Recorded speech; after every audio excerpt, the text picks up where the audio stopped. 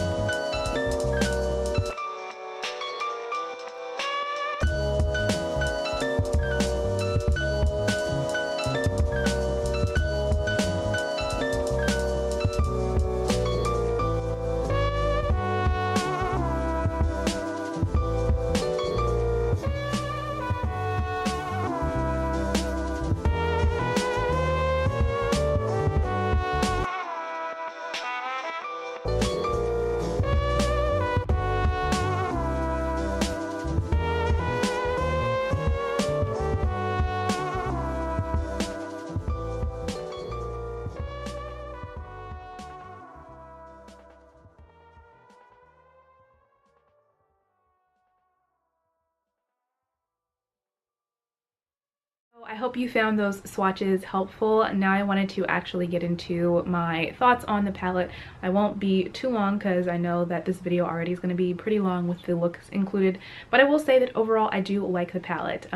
Overall color selection I do like, which is pretty much a given for any palette that I buy because that's usually what draws me to the palette. I do enjoy the color selection here. I know a lot of people said they thought this palette had an uncohesive layout, but I feel like the colors in here actually work really nicely together. You know, you've got purple and orange. I think they go really well together. The turquoise and the orange, the gold and the green. I like the color combination in this palette. I thought I'd also talk about what I've learned over the month of using this palette as well. The mattes in here, which there are seven mattes, 7 shimmers.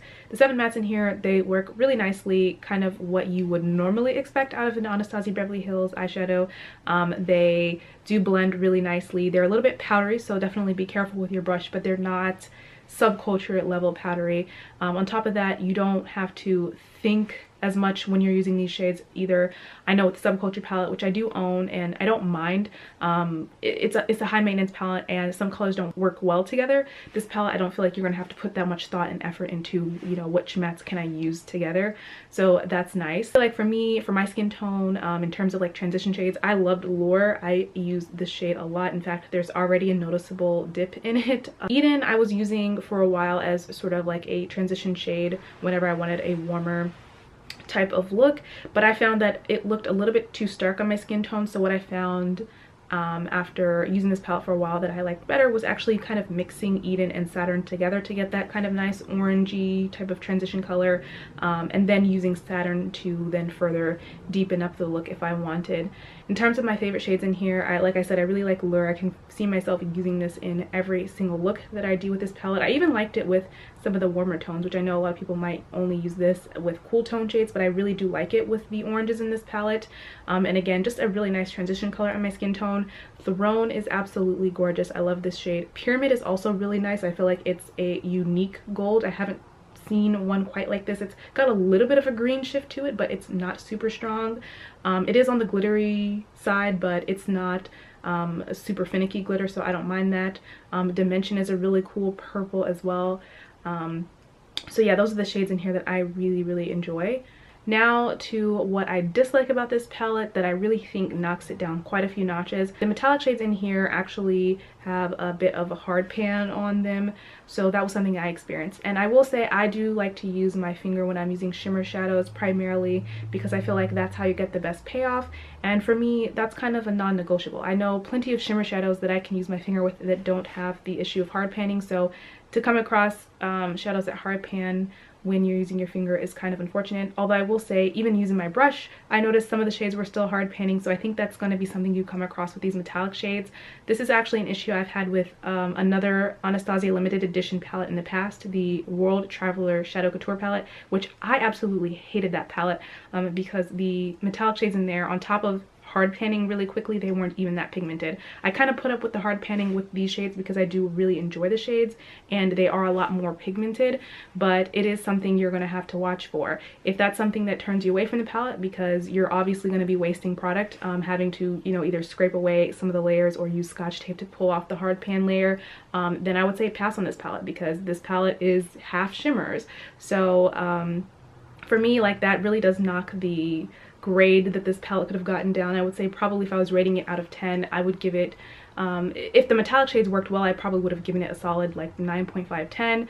Because the metallic shades are how they are, I would say this is more of like a 7 palette, which is still a good palette in my opinion, but definitely it could have been a lot better, and it's $42. So you are spending, you know, a little bit of money here. You would expect the metallic shades to be of better quality. So that's all I have to say in terms of a review. I will showcase the looks that I've done with this palette. They're not meant to be sort of like tutorials, more so inspiration on how to use some of the colors in the palette together, and I hope that you find it helpful.